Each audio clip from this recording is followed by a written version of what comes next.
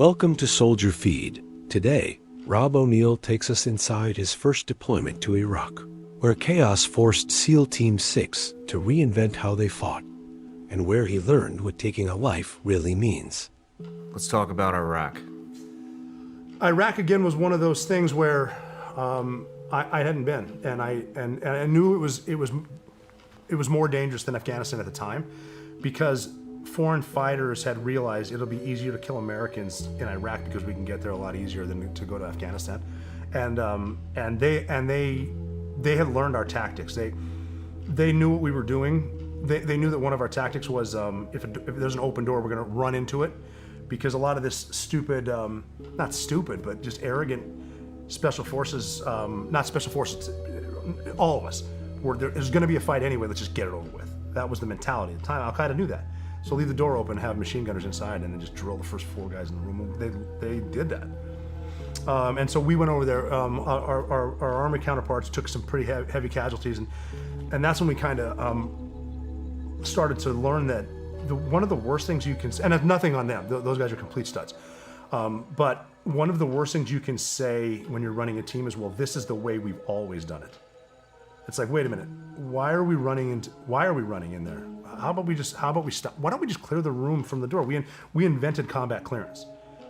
Why are we sprinting at night through houses with white lights when we can put our nods down and own it? And why are we yelling? Stop yelling. When you turn a corner and you point your gun up, I don't need to hear you yell, stairwell! I'll assume there's a stairwell. Shut the fuck up. Quiet. So we started training on silent runs, and we learned when we were silent, not only we were faster and more efficient, we were communicating at the highest levels simply by reading off each other. There's no reason to give someone your position. And then we just started reinventing tactics. Not just we at Red Squadron or SEAL Team 6. Delta was on board with all this stuff, and what we were really good about too, I mean, I mentioned a cross, a rivalry type thing between services.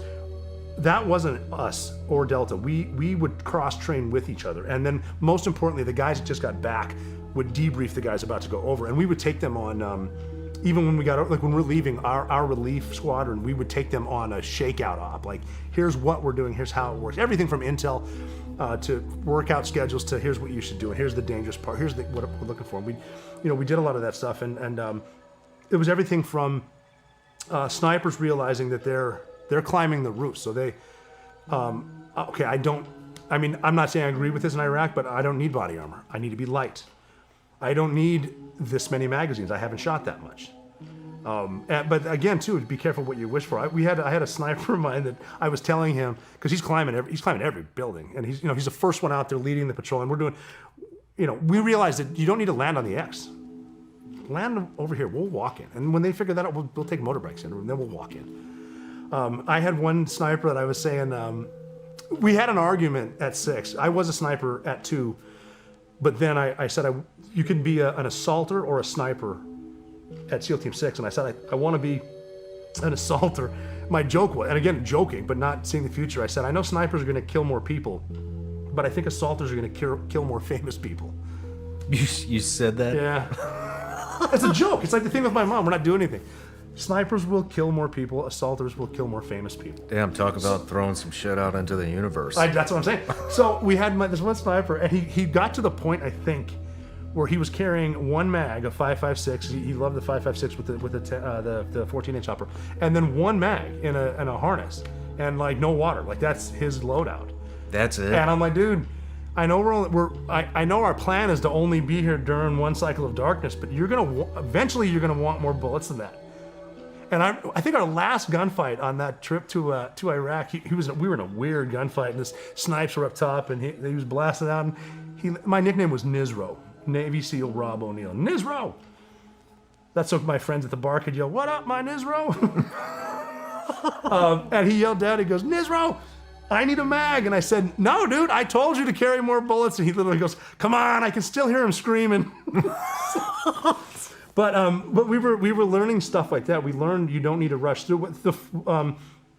The first kill that I ever got was on that Iraq deployment, and it's when we just decided because we were still in between the nods up or even look under them, white light fast. We said we're gonna go slow. We're gonna go in quiet. We're not gonna blow the door. We're gonna pick the lock. We figured out ways to break the glass quietly and open it, and just go inside. Wake them up. Catch them when they're sleeping. See how many guys you can touch while they're sleeping. We started having competitions. How many Al Qaeda guys can you check for a suicide bomb and then wake them up by saying shh? And then watching a grown man shit his pants. That was one of the greatest things ever. But one of the nights we were going into this thing, we had a lane, a hallway, and like the first time we're trying this quiet, and we're walking in, this Al Qaeda dude hops out. He's got an AK-47. He could have killed every single one of us, but he couldn't see us. So we hopped back in the room, and now there's shit. We had a guy with us, Andy, who is a special boat service guy, an SBS, and Brits are the fucking best. They're as funny, or if not funnier than we are, but I compare them like we're the normal keys, they're the sharp keys on a piano. Like it sounds good, but it's a little off. He had a cloud of death over him. The other Brits said, "You're going with Andy. He gets in fights. Like it follows him. You will get you're going to get in a fight." And so Andy happened to be with us, and then one of our guys goes through, we clear the room, and one of our guys, his first kill, blasts this guy, splits him wide open, and then we're kind of looking over there, and Andy, who's been in fights since the invasion, we're like, "Andy, can you go check that guy?" And he walked over with a white light and goes, "Oh, he's fucked, mate." So at this point now that they heard us shoot inside, we got the D-boys hitting another target. Our snipers are going hot. So myself and one of my guys were like, we got to get out and get into that. These are our first kills. This actually turned out to be the sniper who initiated the fire to rescue Captain Phillips from Somali Pirates. We got our first kills together. We went outside and we did this cross pan that we'd always been working on. Like if you're on this side, you cover this way, he covers this way. And then you wave and move or whatever. So we're out here, these two dudes pop up like pepper poppers. Bow, bow, bow, bow. So we get our first 2 kills and I'm like, shit, I just killed that guy. And he goes, yeah, I just killed that guy. I go, okay, what do we do now? And The moment you realize this isn't training anymore, this is war. he goes, maybe we should try one of those bounding things. And then it kind of sinks in, and then that's another. We finished that up. We killed a bunch of dudes. That was our first major fight in Iraq, where the tactics we're using worked, but how did they adjust to us? How do we might need to readjust to this? And that was another thing where. Now SEAL Team 6 was getting in fights and getting kills. And it was just sort of okay, now, and this is before the Afghanistan huge fight, saying, okay, now I have my first kill. Now I'm part of the club, and this is it. I'm in. And then, we finish Iraq and we learn stuff, and then we go back and we train, and then we keep talking to the other guys that are over there, learn new tactics, what's working, what's not working. Do you like which barrel, which magnifier are you using with your optics? We had to tell some Army guys, like, look, that laser, this thing, that pistol grip, and all this is great in Iraq. When you get to 10,000 feet in Afghanistan, you're not going to want that because weight is measured in ounces, and ounces equal pounds, and it's going to suck. What do you need? You need an EOTech and an iron sight. You're good.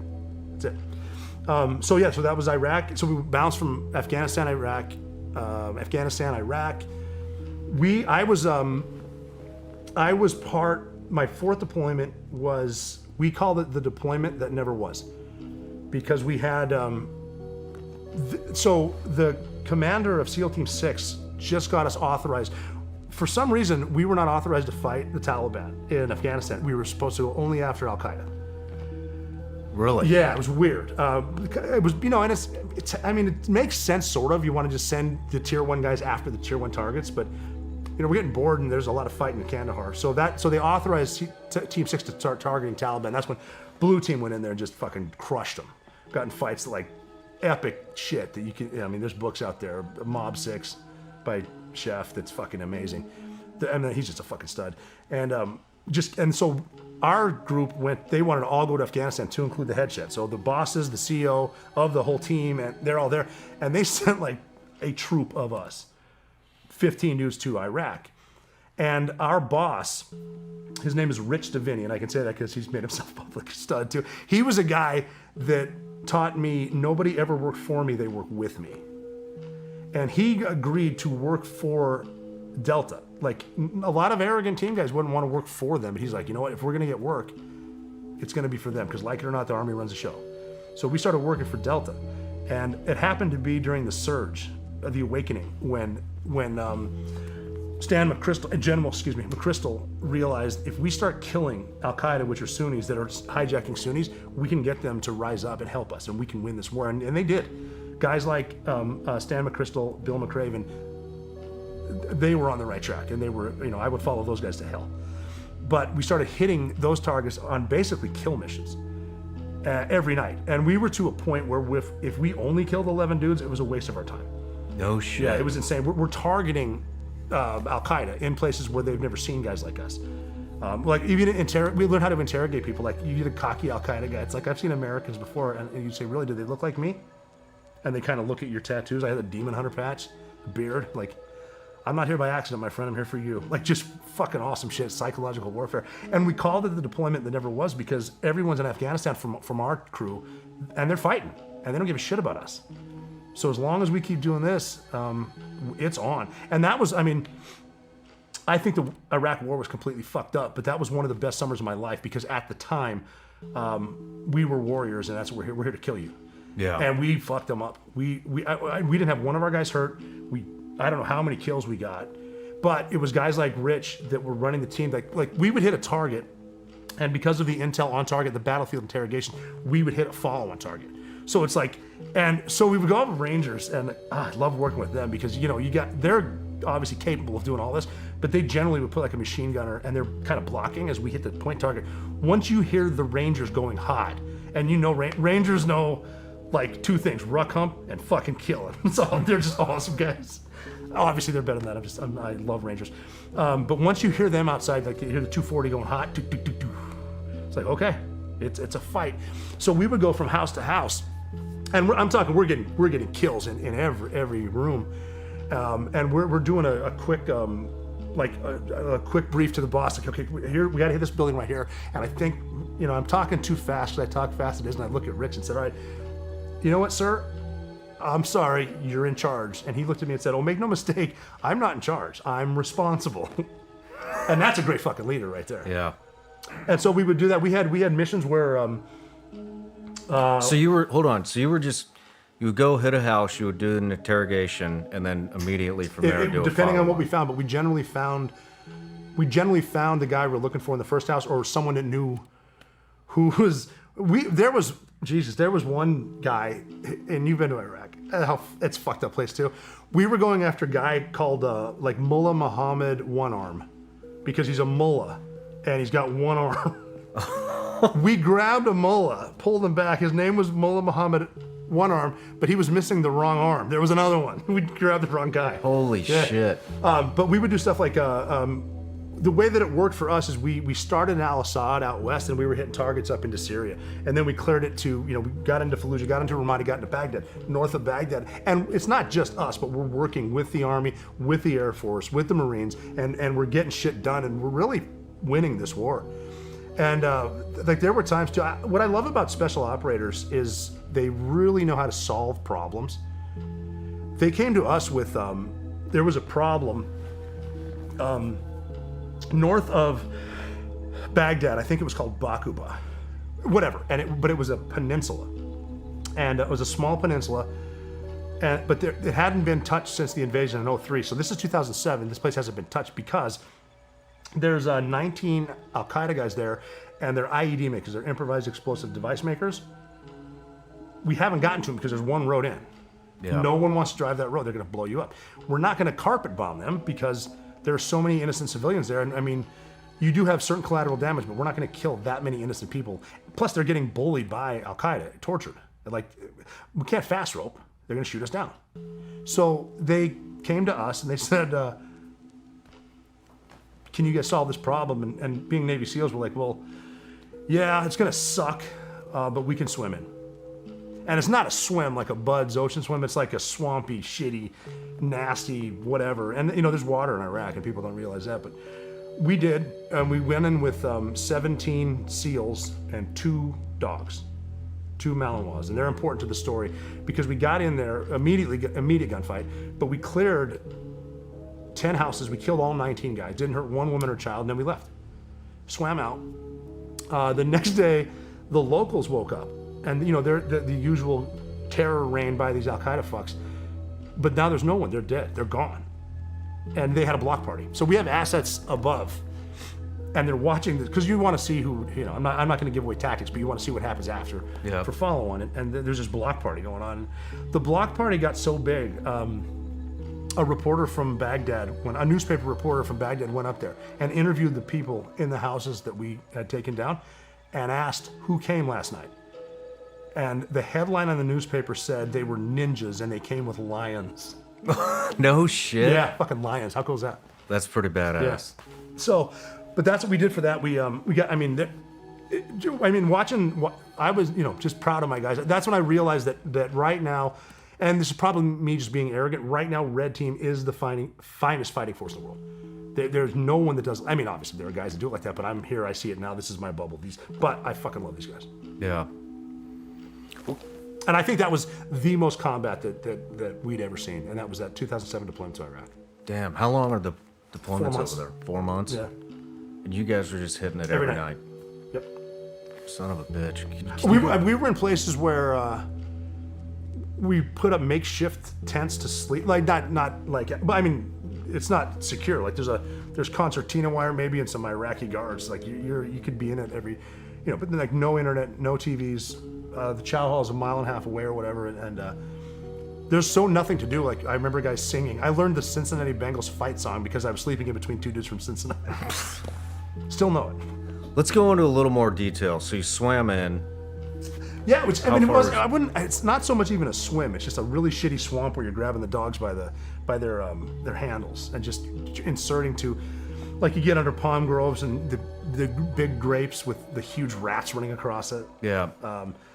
And you know, the closer you get to target, the dogs are barking. They know you're coming, and then you get through there. Snipers start climbing, and then once the snipers get up there, and you hear them go hot, it's just on. But I mean, we were good at it, so we're moving quickly through houses.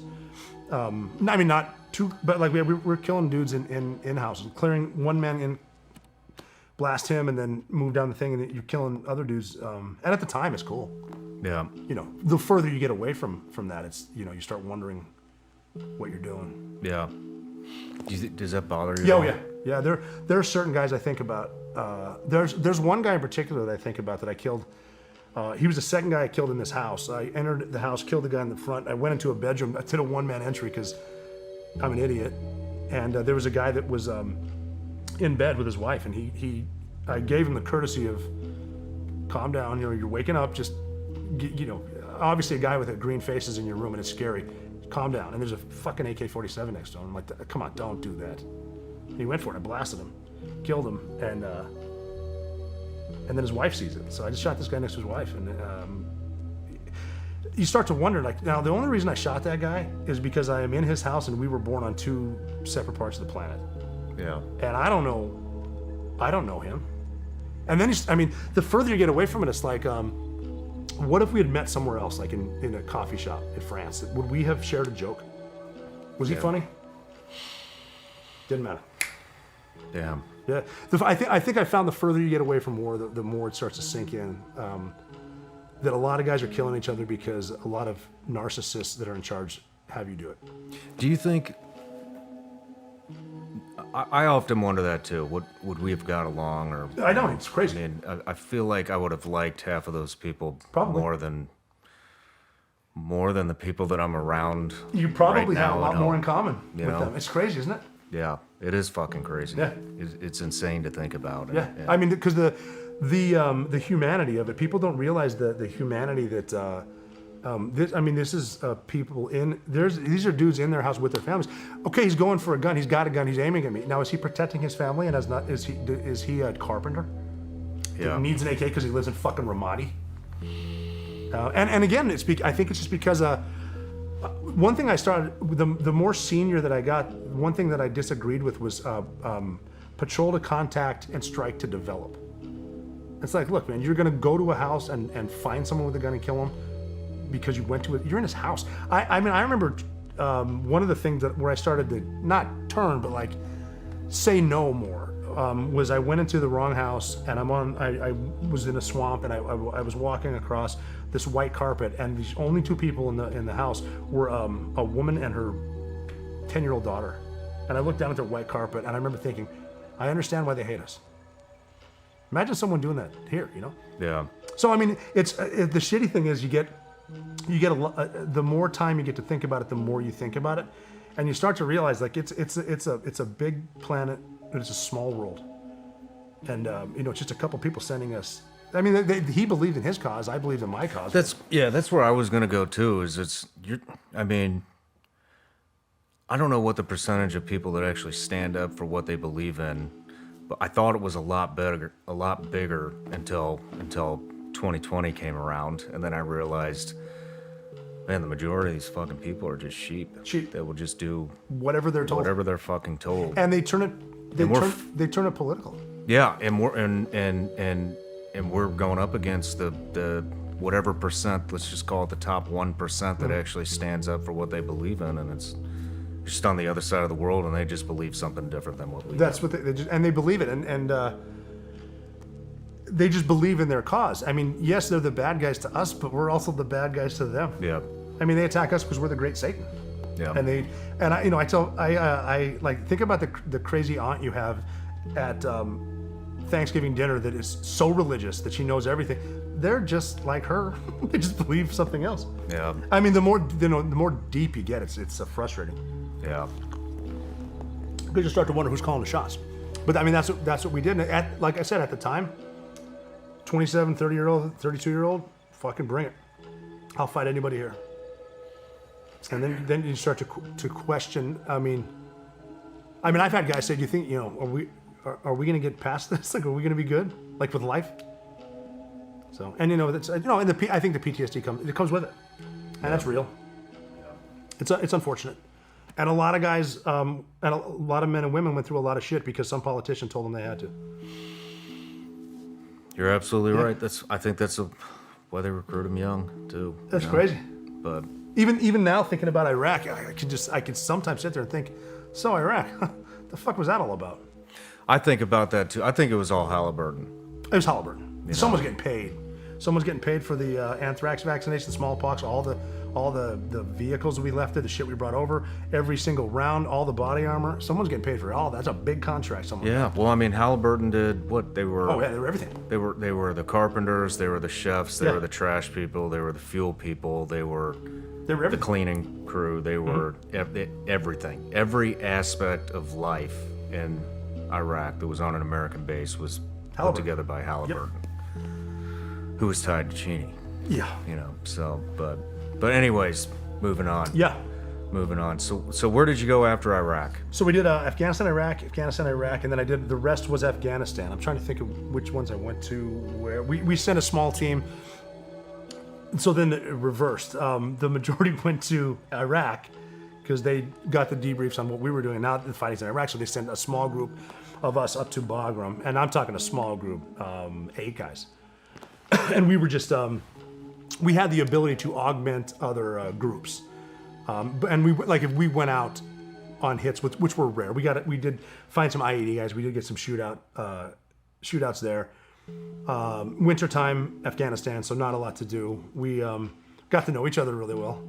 We held training, breaching charges, how to get better at stuff, working out. A lot of MMA stuff, which is a pain in the ass when you're sparring with guys that are bored that know how to fight.